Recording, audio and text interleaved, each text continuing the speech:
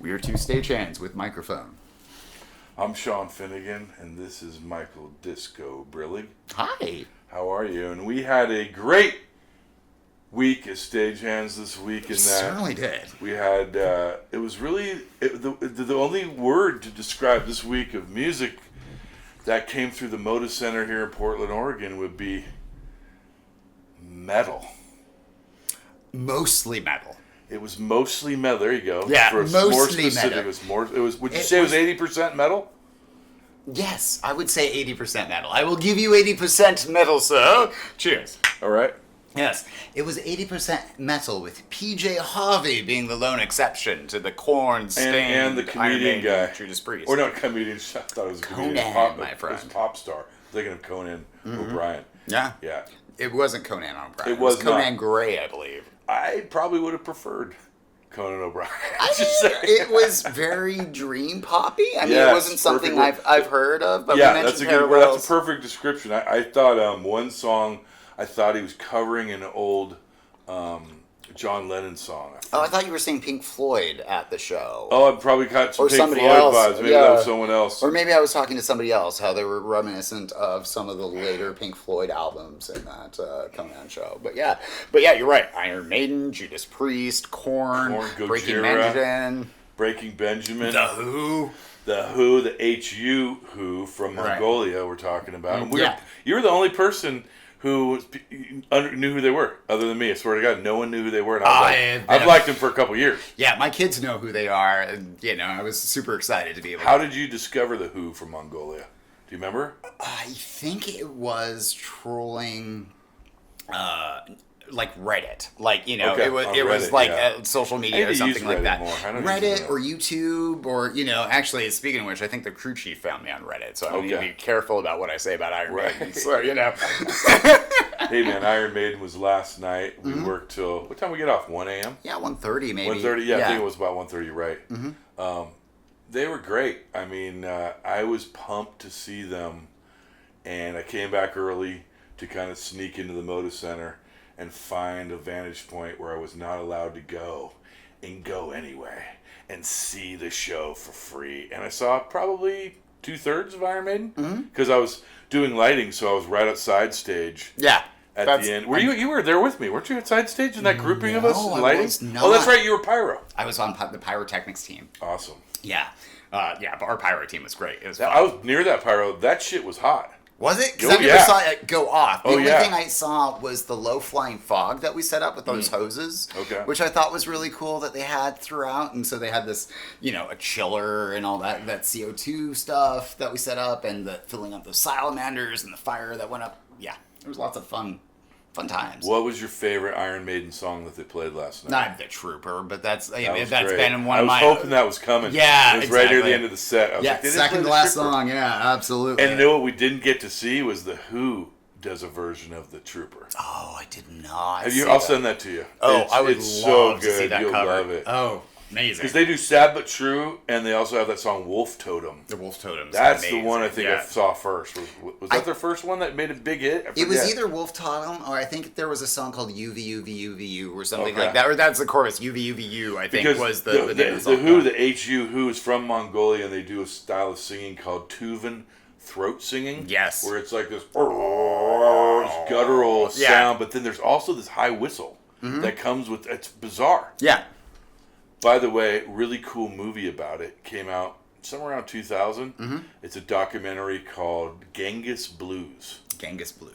Genghis Blues, really quality, about a Bay Area singer-songwriter named Paul Pina, who was just on the verge of hitting it big in the late 60s. Put out an album called New Train that's phenomenal to this day. But for some reason it got shelved. He had Jerry Garcia from the Grateful Dead play on the album, and he had wrote a song called Jet Airliner, and he sold it to Steve Miller Band, who had a huge hit with Big Old Jet Airliner. That was Paul Poo. So anyway, Wow. He had kind of a rough life after that. His career never really got on the ground. He became blind. I've been subject to that karaoke, just going Carolina. But yes. That's true. Everyone's got to do yeah, that one at some one point. version of it at some point. But anyway, in this documentary, this guy, he became blind, and he became kind of overweight, and he, through a ham radio, just old school style, because this is around 2000, he tapped into radio stations in Mongolia and learned Tuvan Throat-singing at home. And the whole documentary is about he gets invited to the World Tuvan Throat-singing Championships in Mongolia after he's been kind of a shut-in in San Francisco for a while. And, you know, it's about this team of filmmakers, actually, who made the doc about him, sponsored his journey over to do this. They call him Earthquake. That was his nickname over there. But that's where I first heard about Tuvan Throat-singing. So then, when someone had this Mongolian band doing that singing, but with modern hard rock songs. Mm-hmm. The backup for that, you know, just the metal sound with that, you know, I mean. So primal. Right. You have those, you know, like Corpse Bride or whatever it is, the guy who has the super low voice and those other things. But yeah, there's something about not only the depth of it, but just the resonance, right? Kind of like word. a didgeridoo. It just yes, has this, the Australian thing, right? Yeah, that's exactly what it sounds like. Mm-hmm. That's perfect analogy. Yeah. So, with all that said, we both didn't see him last night. We missed the Who because we get a break during the day between the load in and the load out, and we were so wiped out. I think that night before I got no sleep, 0 hours or minutes even of sleep, and the night before that I got 2 hours sleep between shows, so I wasn't going to come back early enough to see the Who, the opening band. I was sleeping. You really have to prioritize self-care if you want to have any sort of longevity in the business. Yeah. It's too easy to let yourself run ragged with, you know, pursuing shows or the money or something like that. And it's just like, oh, one more show becomes 10 days in a row with like 30-second break. And so needing to say, as much as I would love to see this band, you know, we're getting paid to be here and do a job. Yeah. And, you know, part of that job is making sure this engine that puts up these shows can continue to put up those shows. Yeah, good point. Good point. Matter of fact, yesterday you were doing pickles too, right? Yeah, we started out in the same electrics before I moved stage, to Pyro. We were doing this kind of, I don't know what you call it, like an assistant type job where the riggers that hang all the heavy set pieces and video screens and lighting truss in the air by cables, they go up on motors. And so what we do is just prime the motor and get it up in the air ready for them to work on. We're showing up to bare concrete, right? That's true. And so what is involved with setting up a show is having a person go up to the very top rafters of the roof and put a chain or a piece of cable around a rafter with a piece of burlap and then shackle it off and have this chain going down to the bottom that, you know, they haul the chain up with a rope with a friend on the bottom, the ground rigger. Right. And, you know, they do this to, you know, 100 points, 150, 200 points. Yeah, the points are anywhere that there's a cable hanging, suspending a heavy load, like lighting truss or video screens or what have you. It's pretty or ingenious. Speakers. Yeah, because it's trigonometry that they use to get really all of that dialed in. Those dudes in. are scientists figuring out all those points with lasers and... Well, the bridles too. A bridle is where you have, let's say, 2 cables coming down and they V in the middle. And depending on the length of each of those, it makes that V dip right into the point where you want. Or ideally, that's where they have those little laser pointers and things like that. But everything you see in a concert, especially in these arena tours, is brought in by a truck. Except for the several seats. Trucks. Right, exactly. We get nothing except for ground power to hook up to and, you know, a concrete floor. I think we talked about this last time, but just as a reminder, actually, yeah. Just to remember, what was the maximum amount of trucks for what show do you remember that you worked? I think it was close to 40 with... Who was that? It was the hip-hop artist. Travis Scott? Travis Scott, yes. Yeah, I worked those shows. Yeah, the Travis Scott, and we talked about that video wall and how it wrapped around. Oh, yeah, that's right. And I think that was 100. Was he the one who...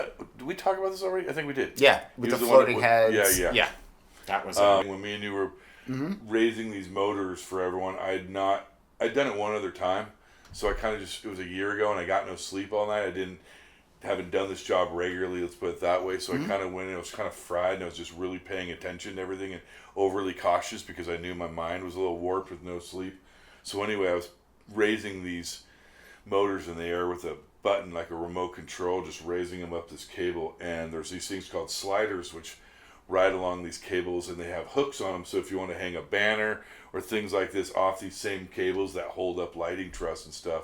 Anyway, I don't know if I was not paying attention or if I didn't know how to do it, because I only did it one other time before, but I was raising up a slider, and I heard a snap, and I looked, and this little chunk of slider, and can you see the name of the company on there? It's on that bottom part by the broken part, right on the other side, around the top curl. Oh, yeah. You recognize that from people's shirts? Oh, yeah, Tate. Tate. The steel company in Pittsburgh. Right, Yeah. right. And you can't see the word Tate on a bunch of boxes without thinking taint. Yeah. I mean, come on. Who hasn't misread it? But there was something about last night's show, and maybe this will affect me later, and I'll talk about it in later podcasts, but I knew it was just a sign.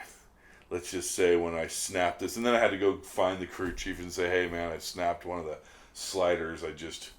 And he came and repaired it, and he was totally cool about it. It's pretty easy. Those things get Three other bound people, up. Yeah. three other people snapped these while I was doing it, so I didn't feel that bad afterwards. He even said, "Oh, don't worry about it, mate." Great English crew, by the way, for Iron Maiden last night. Iron Maiden was incredible to work out. Their crew was awesome, man. They were all total veterans. You could, what were you saying earlier? You could really tell they really liked the guys. They cared about the guys. They really cared about the bands, and Yeah. they knew their stuff. Mooch, who was my supervisor in the pyro team, was just incredible to work for. So was Keith, who was on the other side. And it was, pyro is just so cool to see, because it's so different, right? Yeah. Because lights have like these very DMX, and it's all very automated controlled, and everything's computer things, and it goes back to a central core. But because of the fire and life safety involved in pyro, everything has to be live. It has to have a human operator. I mean, we saw the fire marshal walk. I was just going to say, don't they have a fire marshal whenever there's pyro, I put right? 7 heavy-ass fire extinguishers all the way around the stage for that what's-in-case moment. Right. And I was right off to the side there for lighting before the show ended. And I forget what song it was that the pyro went off, and we were both like, we all stepped back. It's hot. That shit was hot. Mm-hmm. Yeah. Well, you have butane and propane in these little cylinders that you screw into these things, and there's 4 aerosol cans that just shoot this thing up, and they have this little ignition thing on it. And so, you have the guy turning the key, and he's showing me the little indicator lights, and he's like, yes, equals means it's, it's got the signal ready, X means there's a fault or a question mark, and it was just neat to see this kind of older, almost like a speak and spell for launching fire on stage. And it was just, it's just a whole nother, I've always wanted an explosive license, but never had an employer that was like, you know what, we need you specifically. Well, you got an explosive personality. I do, yeah, exactly. I got to say, earlier in the week, Judas Priest, that was the show for me. Yeah. That you were there, right? Did you come back early? I did not. Oh, I didn't. had my kids, and Oh, so that's right. I actually was scheduled to see Don Toliver, who canceled, and so I had tickets to another show. Who's Don Toliver? Yeah, a hip hop artist that my Okay. son was very He would've been fond of. stoked, Yeah, yeah. exactly, and it was at the Veterans Center, so right Judas next door. Priest. Yeah, and so I was excited to show off. then they the other canceled. place that we worked. And, A lot of cancellations this year. Have you noticed that? 4 or 5. Yeah, absolutely. But yeah, coming back. I haven't been back early for a show in a year and a half. And this week I came back early for 2 shows to watch Judas Priest and then Iron Maiden last night. But I got to say, maybe because it was Theater of the Clouds, which means we kind of mask off half the Moda Center and it's a more intimate show. But I mean, those Judas Priest songs sounded so good. Rob Halford's voice. The guy's 73 years old, and he's still... The song I was waiting for was Victim of Changes. It just ends with this big just scream that set the template for every operatic metal singer.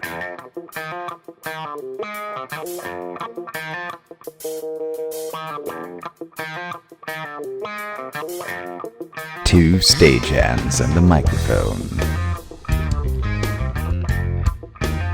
Yeah, so we were talking about the merits of Judas Priest. And versus Iron Maiden. Right, so when I was growing up, it was a constant battle, even on like magazines like Circus and Hit Parade, or the cover was, is the better metal band Iron Maiden or Judas Priest? I saw them both in the 80s. I listened to them both in the 80s, but since the 80s, when I'm listening to one of the two, I gotta admit I listen to Judas Priest more. I don't know why. I love Maiden, love them, but Judas Priest, they just killed it so hard the other night.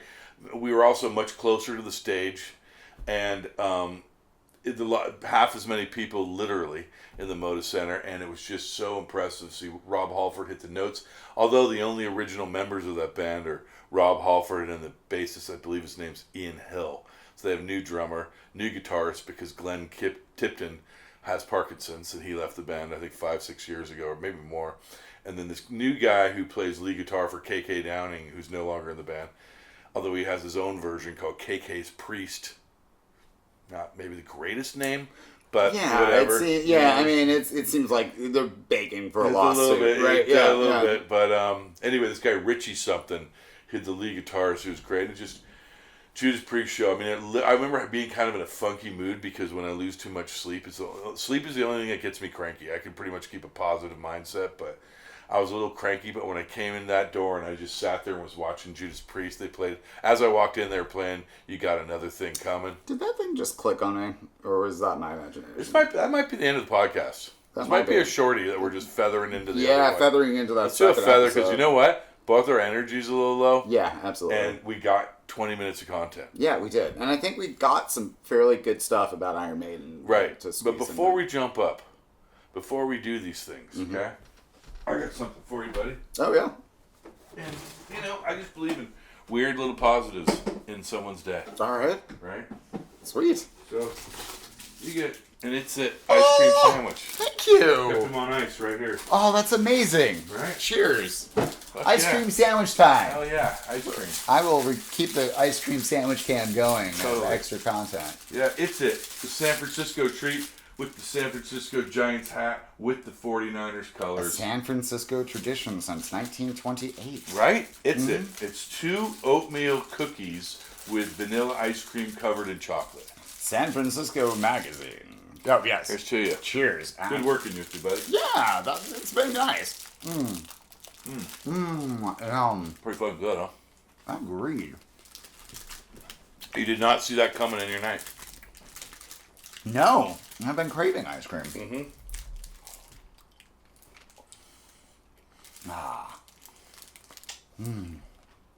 So what's another concert you've gone to as a ticket holder recently?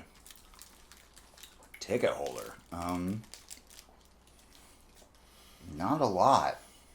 Caravan Palace comes to mind. That one was pretty great. Where was that? I was at the Crystal Ballroom, which is Oh, cool. not... I love the Crystal Ballroom. I was going to say I hate the Crystal Ballroom. Do you? I like it. If you get up close, it's awesome. It has some of the just... I really don't like the acoustics of it, and I don't... Acoustics suck in the back. Yeah. If you get up front because they have those springs in the floorboards, it's great, but I learned that. You got to go to the front of the Crystal. Yeah, it's kind of muddy in the back. It's very muddy. And they put the band in the corner of the room, which I just object to, just from a design perspective. It never made any sense to me. Well, I mean... I saw, at the Crystal, saw the Eagles of Death Metal. I saw Ani DeFranco. I saw Matis Yahoo.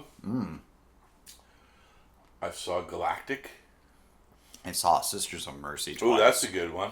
Ogre. I'm going to actually look into Sisters of Mercy because I know you like them. Oh, yeah. I mean, they really haven't put out anything in decades. I know, I haven't heard any of the original shit, so it'll all be new to me. And who else? Oh, I saw Shooter Jennings. And the last show I was there was Prong. And they were a great band, but I was standing in the back at the bar and sounded like shit. What else have I seen there? Did I say March 4th? Never heard of them. They're great. It is a band that plays, it's a marching band. Kind of like a gothic metal marching band that goes, or alternative, jagged metal. And One of the many things I love about Metallica is they do scholarships only at the junior college level. Whoa. And they did a thing of a competition of all marching bands across the U.S. playing Metallica songs. And sponsored them all. That's amazing. Yeah, they're really cool. They give a lot of money to Clackamas County College out here. It was in the Oregonian. Metallica donated like $150,000. Wasn't aware of that.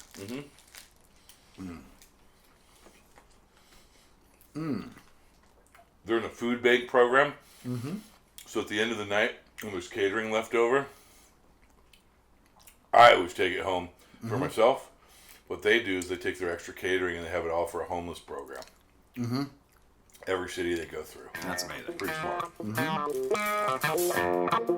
Two Stagehands and a Microphone with Sean Finnegan and Disco Brillig with music produced by Mike Favero.